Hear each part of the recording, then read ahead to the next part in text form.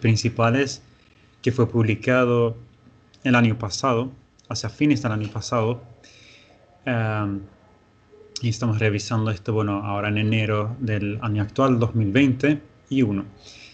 El título de la presentación actual es una actualización de Radiographics en torno a la enfermedad cardiovascular desde la aorta hasta las arterias coronarias asociada a IgG4. A modo de síntesis, lo que vamos a hablar en esta tarde, primero vamos a dar una introducción, hablar un poco del contexto de esta enfermedad relacionada a IgG4 o inmunoglobulina G4. Vamos a hablar de algunos de los hallazgos imagenológicos específicos de esta entidad, algunos de los criterios de diagnóstico por anatomopatología, si bien no va a ser el enfoque principal, algunas de las características generales de lo que es la enfermedad cardiovascular asociada a IgG4, un poco del compromiso por las regiones, características que podemos ver en la tomografía y por PET-CT, algunos ejemplos de diagnóstico por imágenes, finalmente criterios de diagnóstico actualizados y específicos para el órgano que se están compartiendo, digamos, por estos medios, y también las implicancias para lo que es nuestro rubro. Finalmente una conclusión con el impacto de los avances, ¿no? Así como a modo de que nos organicemos y podamos tener en cuenta qué es lo que vamos a estar viendo, ¿no? Esto es entonces la portada del artículo. Vemos que es un artículo que fue publicado por autores japoneses, colegas en el lejano oriente, que bueno, en Kitaku Sapporo y también en el Colegio Médico de Osaka. Entonces, acabo de usar una fuente externa como para ubicarnos nosotros un poquito sobre lo que es la enfermedad relacionada a inmunoglobulina G4, como un repaso nuestro, ¿no? Esta es una enfermedad que se debe a una infiltración linfoplasmocítica y también con fibrosis concomitante, con un aumento de las células positivas para IgG4 en el cuerpo con o sin niveles altos de la IgG4 sérica. La afectación se ve mayormente en páncreas, glándulas salivales, los ganglios linfáticos, aunque la afectación puede ser global. Puede afectar, como se ha descrito, casi cualquier estructura anatómica. La etiología es desconocida de esta entidad y tiene una fuerte predilección masculina, y casi en un 40% está asociado a diabetes mellitus. Bueno, tiene obviamente que ver con lo que es la destrucción del parénquima pancreático. Hay avances terapéuticos en los últimos años, bueno, y digamos, esto es como para dar un pantallazo. Lo que es la prevalencia a nivel mundial, los casos publicados hasta la fecha de esta publicación externa, este no es Radiographics, este es de reumatología clínica, a nivel global, en este año de 2017, tenemos 25 casos en Francia, 28 publicados en China, España 55, Estados Unidos 125 y en Japón llamativamente 235. Entonces, a modo de introducción, mencionar que la enfermedad cardiovascular asociada a la inmunoglobulina G4 está en auge en los últimos 10 años, cursando con, de manera alternativa o concomitante, aortitis, arteritis, periaortitis, periarteritis, que hay una diferencia que lo vamos a hablar un poco después, lo que es la aneurisma inflamatoria, estenosis y o aneurisma coronaria, que bueno, puede cursar evidentemente, ¿no?, por su fisiopatología con infarto de miocardio y muerte cardíaca súbita. Algunos hallazgos específicos que fueron publicados en 2018, hallazgos específicos para diagnóstico por imágenes, son la vasculitis inflamatoria, cambios aneurismáticos y formación de pseudotumor. Tiene una distribución sistémica que no respeta a vasos de alguna región por sobre otra, sino que la afectación, pues, valga la redundancia, es global. Después, bueno, en un par de años después de esa fecha, bueno, fueron publicados criterios diagnósticos específicos para órganos, que es lo que vamos a ver después, lo que fue en gran base el contenido del artículo presente, ¿no? Publican lo que llamarían criterios exhaustivos o Comprehensive Diagnostic Criteria, sería en español criterios diagnósticos exhaustivos de la enfermedad asociada a IgG4. Y vamos a ver a continuación que, bueno, según la combinación de diferentes criterios es cuán probable es el diagnóstico. Entonces vamos a repasar acá de esta columna y vamos a ver, digamos, con qué terminamos a la columna a la derecha. Característicamente tenemos edema difuso o localizado, la presencia de masas en uno o más órganos a la valoración clínica. Luego, niveles de concentración sérica de IgG4 elevados, que sería igual o más de 135 miligramos por decilitro. El último criterio sería infiltración linfoplasmocítica marcada, fibrosis estoriforme, que es un concepto que alega a la forma de la disposición de la fibrosis a nivel histológico. Y acá, bueno, vi oportuno incluir una imagen de una rueda de carro, porque justamente a eso hace alegación. Es como un patrón, digamos, ¿no? en espiral o en rueda, ¿no? También es llamativo que esta fibrosis estoriforme, en español estoriforme, tiene una distribución moteada que puede ser pasado por alto en pequeñas biopsias, ¿no? Bueno, entonces seguimos la infiltración de células plasmáticas positivas para IgG4 en órganos a la valoración histopatológica. O sea, tenemos lo que es la valoración clínica con edema difuso o localizado, lo que es el laboratorio que complementa dando niveles aumentados de IgG4, luego lo que es la valoración histopatológica. Entonces, si nosotros tenemos estos tres pilares, entonces ya está. O sea, es decir, es una mesa de tres patas y es estable si los tres están. Ahí tenemos un diagnóstico definitivo. En caso que solamente se dé lo que es el criterio clínico y el criterio histopatológico, tenemos un diagnóstico probable. Y en caso de que solamente tenemos el hallazgo de la valoración clínica, llámese edema, combinado con el hallazgo a nivel paraclínico, o sea, lo que es la concentración elevada de IgG4 sérico, entonces tenemos un diagnóstico posible. Entonces, repasando, sería un diagnóstico definitivo, probable o posible según la combinación de los criterios mencionados.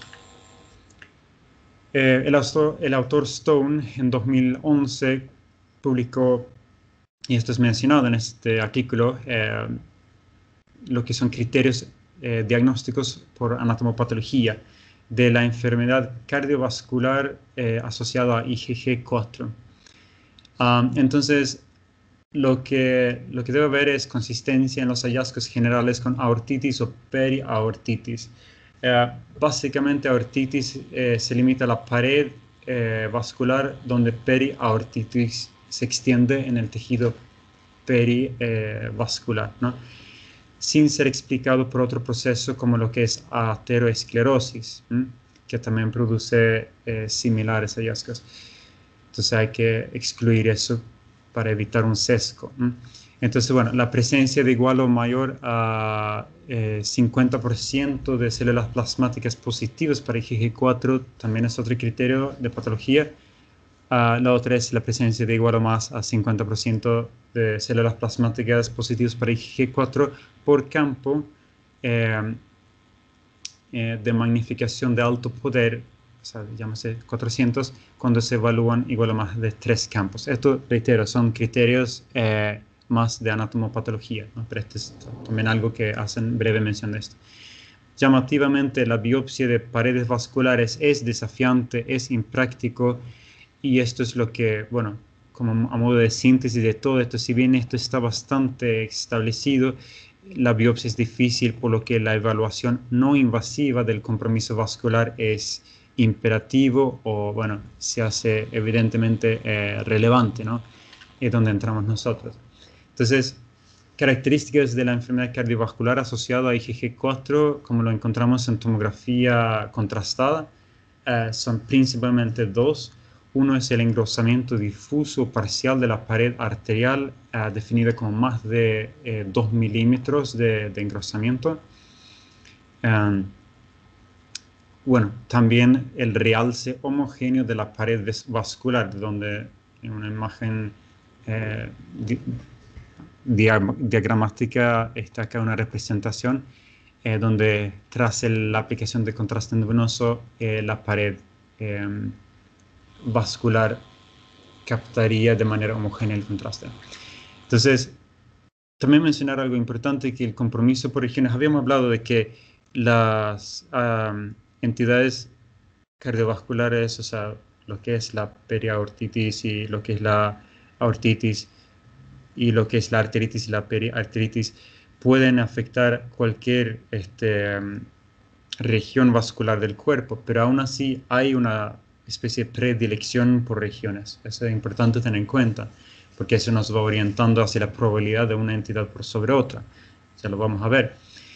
De los pacientes con diagnóstico de enfermedad asociada a IgG4, según la valoración de estos autores, un 41% tuvieron signos y síntomas de aortitis y o periaortitis asociada a IgG4. O sea que importante ver el compromiso de la aorta, ya sea por medio de esta entidad, la aortitis propiamente dicha, o la periaortitis. Ya hemos hablado de la diferencia entre ambas entidades. En un 80% el compromiso vascular se da en múltiples regiones, es decir, suele ser de afectación o digamos multivascular o global. La afectación de las arterias ilíacas se da en un 35%, de la aorta abdominal infrarrenal en un 33%, de la aorta torácica y sus primeras ramas solamente un 8%.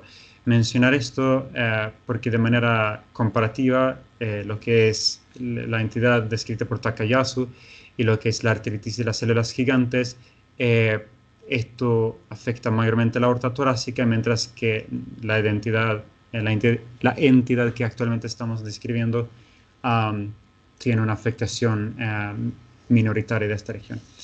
Lo que es la aorta abdominal suprarrenal se afecta en un 6% y las primeras ramas de la aorta abdominal 5%.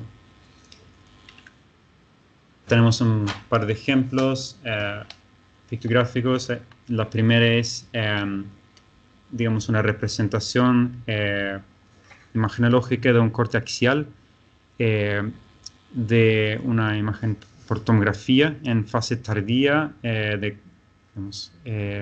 con realce de contraste endovenoso, que lo que nos está mostrando es en un hombre de 70 años de edad una aortitis asociada a la IgG4 de la aorta abdominal. Entonces lo que vemos acá es llamativamente una clara apariencia de engrosamiento de la pared vascular de la aorta abdominal. Y acá la correlación por PET-CT con uso de fluorodeoxiglucosa con una imagen de fusión nos muestra una captación anormal de la fluorodeoxiglucosa. Entonces, lo que recalcan en este artículo es que el aumento del grosor de la pared persiste con el tiempo. Entonces, yo no tengo cómo saber, solamente en base a una tomografía con contraste endovenoso, como es la primera imagen, si esta entidad se debe a una causa aguda o crónica. Pero es ahí donde cobra validez e importancia la imagen por PET-CT, porque, bueno, la captación, en este caso, me delimita si es agudo o crónico, ¿no? Entonces, hablar un poquito de lo que son cuestiones de protocolo de lo que es tomografía y PET-CT en la enfermedad cardiovascular por IgG4. Para el asesoramiento vascular se hace una tomografía de cuerpo entero con uso de contraste endovenoso. Para la evaluación de la aortitis es importante el empleo de fase tardía tras la aplicación del contraste endovenoso, dado el hecho de que, bueno, necesitamos la captación de la pared vascular del contraste aplicado. Lo que es el seguimiento por imágenes se realiza con tomografía para comparar el tamaño vascular. Es importante realizar medidas del diámetro vascular externo y del diámetro intraluminal como para poder calcular lo que es en sí el grosor y el volumen de la pared. El asesoramiento de la actividad de la enfermedad es funcional, habíamos hablado acá de PET-CT, pero bueno, entonces lo que hablan es cuál, digamos, que de los tipos de estudios es la mejor y qué medición se debe realizar. Lo que llaman acá el valor de la captación máxima vascular estandarizada o submax es una buena opción. También lo es la coeficiente diana basal o en inglés Target to Background Ratio. Estuve leyendo y bueno, esto lo que muestra es inflamación vascular. Esto es lo que justamente queremos valorar, ¿no? La inflamación vascular. Y obviamente, o sea, ver ahí distinguir si es agudo o crónico, si se enfrió, digamos, ¿no? Pese a que sigue engrosada la pared vascular, como ya hemos hablado. No debemos realizar lo que es la medición de submax del pool de sangre, que también se hace en otros estudios, pero bueno, esto no es relevante en este caso, sino de la pared vascular, netamente dicho. Lo que es la evaluación de las arterias coronarias amerita una angiografía por tomografía con sincronización al electrocardiograma, como para lograr una mayor precisión del ciclo cardíaco y poder sacar imágenes en un momento dado del ciclo que yo decido según la sincronización aplicada, ¿no? Entonces, bueno, luego lo que es el segmento con adquisición en el mismo plano es importante para que yo pueda hacer comparaciones reproducibles del tamaño vascular. Necesito hacerlo en el mismo plano donde antes había sacado la imagen, entonces solamente ahí es comparable una de otra para el seguimiento evolutivo. Acá tenemos otra imagen que este es artritis de una arteria coronaria en un hombre de 58 años de edad. Artritis coronaria asociada a la enfermedad por IgG4. Entonces, esta es una reconstrucción planar curva de una tomografía, un angiograma por tomografía coronaria, otra vez sincronizado a electrocardiograma, para que podamos valorar lo que es el engrosamiento mural y que tiene captación de contraste, ¿verdad? Y lo que también tiene es una dilatación aneurismática parcial y también estenosis, ¿no? Acá la dilatación y acá la estenosis. Entonces son irregularidades del lumen endovascular y también lo que es la afectación del tejido perivascular, como ya habíamos mencionado. Entonces, bueno, otras cuestiones de mención, habíamos hablado que íbamos a mencionar los criterios diagnósticos actualizados específicos para el órgano. Otro grupo de investigación mencionados por el actual, también compatriotas de ellos, digamos, un grupo de investigación en Japón que junto con el Ministerio de Salud, de Labor y Bienestar y la Sociedad Japonesa de Circulación enfocaron el estudio en periaortitis, periarteritis y fibrosis peritoneal. Lo que lograron fue esto, que es bastante exhaustivo y lo que prácticamente están haciendo es una matriz de decisiones en base a cuáles de los diferentes hallazgos tienen y entonces qué puntaje sumamos según los hallazgos en el paciente en cuestión. Esto es lo que lo resume a modo de logaritmo, donde si tengo hallazgos radiológicos anormales, ya sea A, B o C, que serían lo que sería el engrosamiento hipertrófico de baja densidad o masa de tejido blando que está alrededor de la aorta o de sus ramas principales, masas de tejido blando en la pared de la pelvis renal y o alrededor del urete. C sería masa de tejido blando en la pelvis o en el área paravertebral. Entonces después sigue lo mismo que habíamos hablado antes.